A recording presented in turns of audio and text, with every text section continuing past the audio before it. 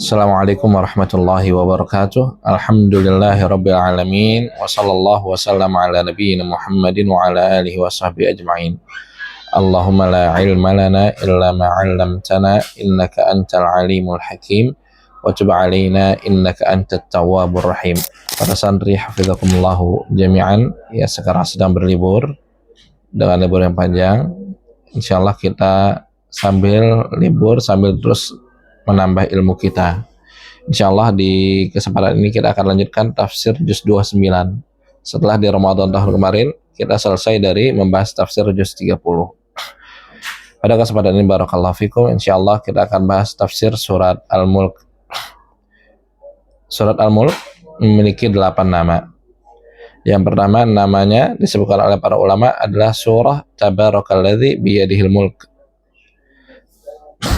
Kemudian nama kedua adalah nama yang masyhur yaitu Al-Mulk. Nama yang ketiga Al-Mani'ah. Al-Mani'ah yaitu pencegah atau penghalang. Maksudnya penghalang seorang dari diazab oleh Allah Subhanahu wa taala. Nama yang berikutnya yang keempat disebutkan namanya adalah Tabarakal Mulk. Yang kelima disebut namanya Al-Munjiyah, yang menyelamatkan. Yang ketujuh ada yang keenam namanya disebut juga Al-Waqiyah, pencegah dari azab. Yang ketujuh namanya Al-Mani'ah, yaitu pencegah juga, penghalang dari azab. Dan yang kedelapan namanya adalah Al-Manna'ah, yang sangat menghalangi dari azab. Adapun makna lain atau nama lain seperti surah Al-Mujadalah sebagaimana disebutkan oleh Fakhrul Razi, maka ini tafarrada bihi Fakhrul Razi di tafsirnya, karena Ibnu Abbas mengatakan demikian, wallahu ta'ala alam.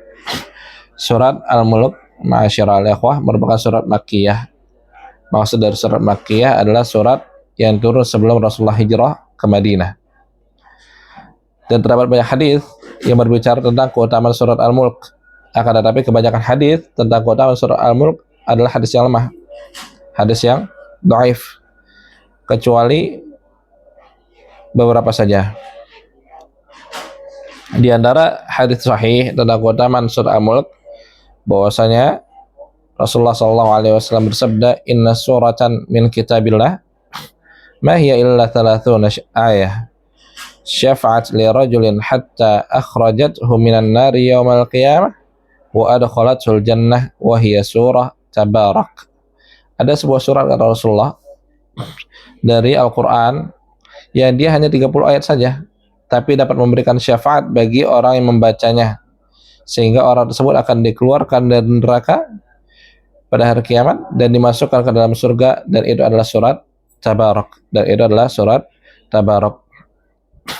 Kemudian di hadis lain yang sahih tentang keutamaan surah Al-Mulk adalah hadis dari Ibnu Mas'ud radhiyallahu anhu, Rasulullah SAW bersabda, surah Tabarak hiyal mani'atu min adzabil qabr. Surat Tabarak adalah pencegah dari azab kubur. Dua hadis menunjukkan keutamaan surah Al-Mulk. Derajat adalah hasan, adalah derajat yang hasan. Adapun anjuran membaca surah Al-Mulk sebelum tidur, maka itu hadis yang lemah. Wallahu alam.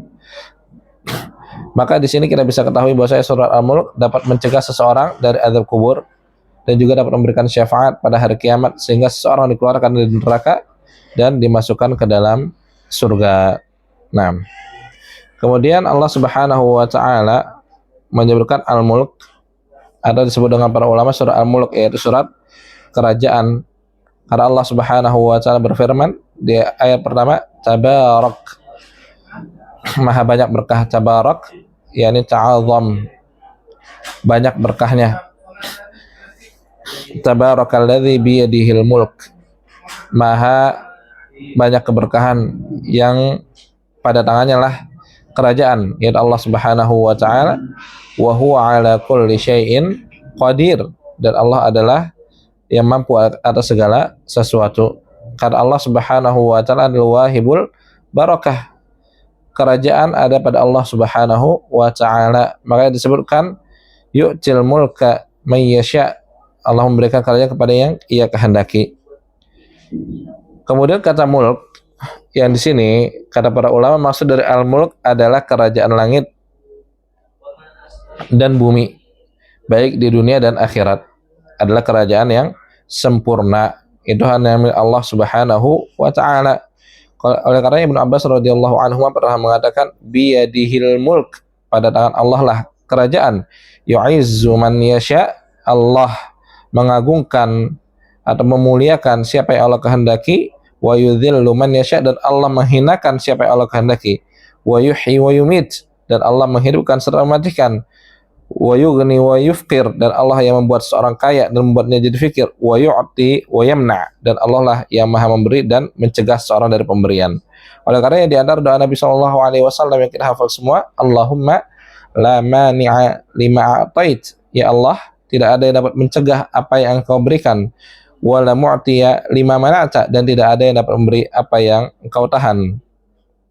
Nah, adapun firman Allah wa huwa ala kulli syai'in qadir, dan Allah maha kuasa atas segala sesuatu, maksudnya segala kerajaan di langit maupun di bumi adalah milik Allah Subhanahu wa ta'ala, dan Allah lah yang berkuasa untuk memberikan kerajaan tersebut, dan tidak ada yang keluar dari aturan Allah Subhanahu wa ta'ala. Tidak ada suatu pun kecuali dia berdasarkan kehendak Allah Subhanahu wa ta'ala. Kemudian Allah menyebutkan alladzi khalaqal mauta wal hayah, Allah lah yang menciptakan kematian dan juga kehidupan. Yang mana kematian bukanlah amrun adami, bukan sesuatu yang tidak ada, tapi kematian adalah amrun wujudi, adalah sesuatu yang ada. Oleh karenanya Nabi SAW menyebutkan tentang kematian, Rasulullah bersabda, yu'ta bil maut, nanti pada hari kiamat kematian akan didatangkan, kahayati kabshin amlah, kematian ini pada hari kiamat akan datang seperti kambing kabshin amlah yang berwarna putih campur hitam. Kemudian fayunadi munadin, kemudian ada sebuah panggilan, ya ahlal jannah, wahai penduduk surga, fayashra'ibun wa yanzurun, maka para penduduk surga mendongak dan menengok kepada panggilan tersebut. Fayaqul, maka panggilan tersebut mengatakan, hal ta'rifuna hadza, apakah kalian tahu ini yang tadi, yang kematian dalam bentuk apa? Dalam bentuk kabshin amlah, kambing yang bercorak hitam putih. Fayaquluna na'am, maka penduduk surga mengatakan iya. Hadzal maut, ini adalah kematian. Wa kulluhum qad ra'ah, dan semua penduduk surga sudah melihat kematian tersebut. Tsumma yunadi, kemudian yang tadi memanggil kembali memanggil lagi, ya ahlan nar, wahai penduduk neraka. Fayashra'ibun wa yanzurun, maka penduduk neraka pun mendongak dan melihat. Fayaqul, dan yang memanggil tadi, yang menyeru mengatakan, hal ta'rifuna hadza, tahukah kalian apa ini? Fayaquluna na'am, kami tahu. Hadzal maut, ini adalah kematian. Wa kulluhum qad ra'ah, dan semuanya telah melihat. Fayudbah, maka yang kematian dalam bentuk kambing ini disembelih. Tsumma yaqul, kemudian penyuruh tadi mengatakan, ya ahlal jannah, wahai penduduk surga, khuludun fala maut, kekekalan dan tidak ada lagi kematian, kekal. Wa ya ahlan nar, wahai penduduk neraka, khuludun wala maut, khuludun fala maut, kekal dan tidak ada apa? Kematian lagi, karena kematian sudah sembelih. Sebagian salaf ketika menafsirkan hadis ini, bahwa hari itu adalah hari yang paling bahagiakan bagi orang-orang beriman, adalah hari yang paling menggembirakan buat penduduk surga. Karena kenapa? Karena mereka tahu penduduk surga mereka nggak akan mati. Karena mereka tahu apa? Mereka tidak akan mati. Kebalikannya, penduduk neraka kata para ulama, mereka apa? Merasa sengsara, merasa takut. Karena mereka tahu nggak akan mati lagi, udah kekal, tidak akan mati di neraka Jahannam. Oleh karenanya kematian itu adalah sesuatu yang diciptakan oleh Allah Subhanahu wa ta'ala dan dihadirkan dalam bentuk seekor kambing yang akan disembelih. Itu tentang al-maut, tentang kematian. Kemudian Allah mengatakan ketika huwal alladzi khalaqal mauta wal hayah, tujuannya apa Allah menciptakan kematian dan kehidupan? Liyabluwakum ayyukum ahsanu amala. Allah ingin menguji siapa yang paling ahsan, yang paling bagus amalnya. Adapun tujuan dari Allah Subhanahu wa taala menciptakan kehidupan, kematian untuk apa? Untuk liyabluwakum, untuk menguji. Maka kita harus tahu kehidupan ini nggak lepas dari namanya ujian. Pasti kita akan mendapatkan ujian, liyabluwakum. Pasti semuanya merasakan adanya ujian. Baik kita yang sudah besar, ada yang kecil, laki-laki, perempuan, dan seterusnya, semuanya pasti akan merasakan namanya ujian, liyabluwakum. Kalau ada hidup, ada kematian, berarti ada ujian di dalamnya, liyabluwakum. Adapun makna ayyukum ahsanu amala, yang paling baik amalnya, maka para ulama memiliki banyak tafsiran. Di antaranya yang paling baik amalnya siapa? Kata para ulama, yaitu orang yang paling cerdas, orang yang paling banyak mengingat kematian, sebagaimana dalam hadis, aktsaruhum lil mauti dzikra wa ahsanuhum lima ba'dahu isti'dada ulaikal akyas. Di antara makna ayyukum ahsanu amala, sebagian ulama mengatakan, sebagaimana Nabi SAW pernah tanya siapa yang paling cerdas, yaitu orang yang paling banyak mengingat kematian dan orang yang paling bagus persiapan setelah kematian. Kata Rasul, ulaikal akyas, itulah orang-orang yang cerdas. Kemudian Hasan Al-Basri ketika menafsirkan ahsanu amala, yang paling baik amalnya, kata Hasan Al-Basri apa? Ayyukum azhadu fid dunya wa atrakulah. Bahwasanya yang paling baik amalnya adalah yang paling zuhud di dunia dan yang paling meninggalkan dunia.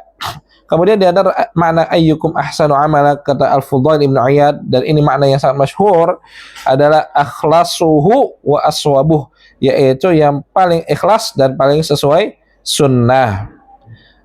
Tafsiran dari Al-Fudail bin Iyad ini menekankan bahwasanya amalan apapun nggak akan diterima kecuali dia ikhlas dan dia sesuai dengan yang diajarkan oleh Rasulullah SAW. Makanya dikatakan apa? Ahsanu amal akhlasuhu wa aswabuh. Yang paling ikhlas, yang paling benar. Benar itu pasti harus sesuai dengan tuntunan Nabi SAW. Oleh karena Allah ketika mengucapkan alladzi khalaqal mauta wal hayata liyabluwakum, Allah enggak mengatakan aktsar yang paling banyak, tapi ahsan yang paling bagus. Bisa maknanya azhad yang paling zuhud, bisa maknanya yang paling banyak mengingat kematian, atau bisa maknanya akhlasuhu aswabuh, yang paling ikhlas, yang paling benar. Nah, bisa jadi umur seorang pendek, berarti amalnya nggak banyak kan? Allah nggak banget aktsar. Bisa jadi umurnya pendek, hanya singkat. Sebagaimana Sa'ad ibn Mu'adz, yang beliau masuk Islam sekitar 1 atau 2 tahun sebelum Hijriah, dan hidup setelah Islamnya hanya sedikit. Beliau wafat di tahun 6 atau 7 Hijriah, sehingga beliau hidupnya mungkin cuma 6-7 tahun saja. Sa'ad ibn Mu'adz, Allah mengatakan bukan aktsar, bukan yang paling banyak, tapi ahsan. Sa'ad ibn Mu'adz hidup dalam Islam cuma sedikit, hitungan jari tangan. Tapi ketika Sa'ad ibn Mu'adz meninggal, apa yang kata Rasulullah? Ihtazzal arsh limauti Sa'ad ibn Mu'adz. Bergetar arsy Allah Subhanahu wa taala karena meninggalnya Sa'ad bin Mu'adz. Oleh karena patokannya bukan banyaknya, tapi patokannya adalah yang paling baik amalnya. Nah, kemudian firman Allah Subhanahu wa taala, alladzi khalaqal mauta ba'da alladzi khalaqal mauta, Allah menyebutkan alladzi khalaqa sab'a samawati tibaqa. Allah lah yang menciptakan langit yang 7 ini berlapis-lapis tibaqa. Ma tara fi khalqir rahmani min tafawut. Enggak ada di sana sesuatu yang apa? Tidak seimbang. Semuanya seimbang. Enggak ada tafawut, enggak ada yang enggak seimbang. Farji'al basar.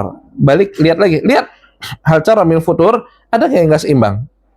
Di sini Allah Subhanahu wa taala yang menciptakan 7 langit. Kata Ibnu Katsir, ada 2 pendapat tentang yang dimaksud dengan langit memiliki 7 tingkatan. Tibaqa, 7 tingkatan atau 7 lapis. Pendapat pertama menyebutkan bahwa langit-langit itu mutawasilat. Langit-langit itu nyambung. Antara satu langit dengan langit berikutnya nyambung, tidak ada jeda dan tidak terputus. Dan sebagaimana kita ketahui bahwasanya jarak antara langit yang satu dengan langit yang atasnya adalah perjalanan selama 500 tahun perjalanan.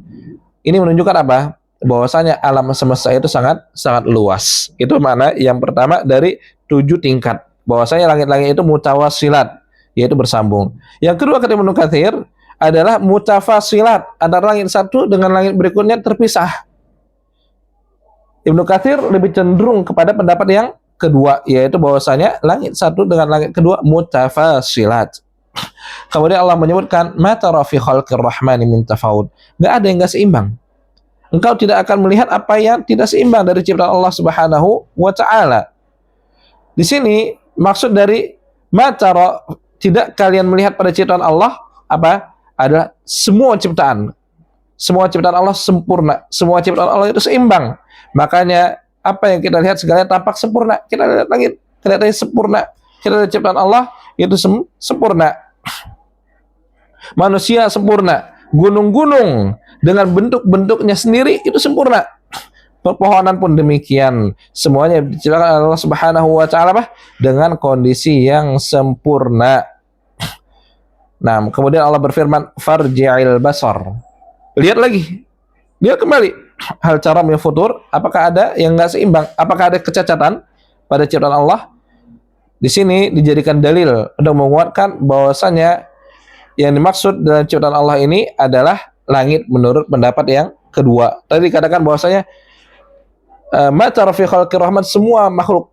Tapi ketika kita farji'il basar, di sini para ulama mengatakan yang lebih kuat ini kembali kepada langit. Hal tara min futur, apakah ada cacat pada langit?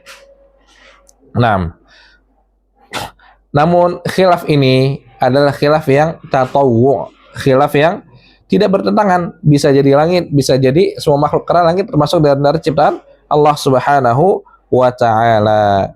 Nah, kemudian Allah mengulangi lagi, tsummarji'il basar. Kemudian coba pandang lagi, karratain, berkali-kali. Karratain bisa maknai dua kali menurut sebagian, tapi menurut sebagian karratain apa? Lihat lagi berulang kali. Karratain yang qalib ilaikal basaru khasi. Ini saya khasi'a. Pandangan engkau akan kembali khasi'a. Khasi'a, kata Ibnu Abbas, al-khasi alladzi lam yara ma yahwa, yaitu tidak melihat apa yang dia ingin. Dia ingin mencari kecacatan pada langit yang Allah ciptakan, yang qalib ilaikal basaru khasi'a, enggak dapat.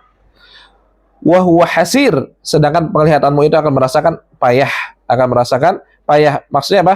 Pencarian tersebut yang diperintahkan berkali-kali ini sebagai tantangan dari Allah. Tantangan dari Allah Subhanahu wa taala untuk mencari kesalahan. Ada nggak kesalahan pada ciptaan Allah di langit ini? Dan tentunya mereka tidak akan mendapatkan cacat pada ciptaan Allah pada langit-langit tersebut.